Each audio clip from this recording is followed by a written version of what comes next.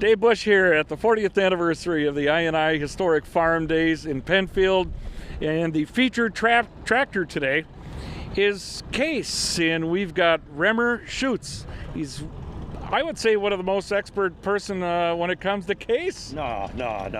I know a little bit. A lot of people are more into it, read more and study more and more, but I fooled with Case all my life. And you not only know about Case, but you're a head of a big organization. I'm president of J.I. Case Collectors Club, which is a national club which is worldwide.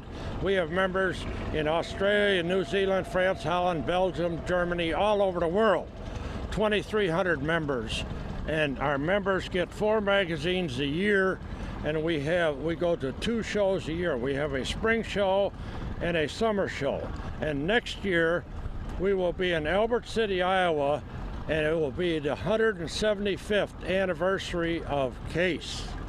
Tell us a little bit about the history of Case. How did it come about? Case, and what does Case stand for? You told me that earlier.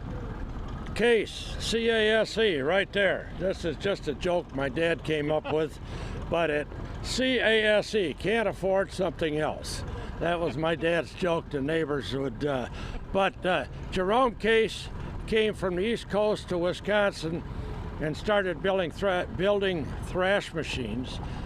Then he went to Racine and he started building thrash machines and steam engines.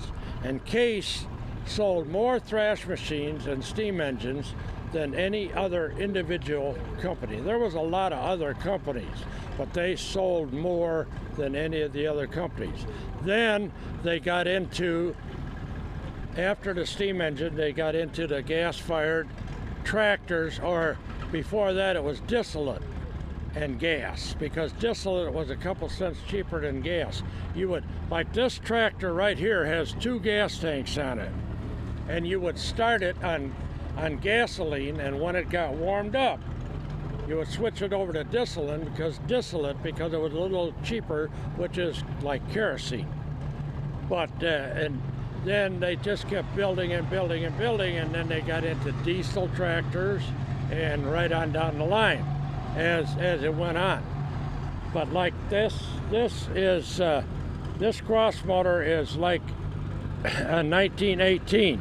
This particular tractor is a 1938, and they just went on and on.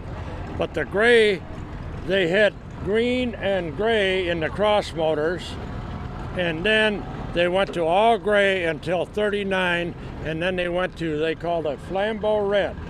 That's the orange tractors. Then in the 50s, they changed to the orange motor and the Desert Sunset, what you see over there, for the hood and all that. They just thought it looked better.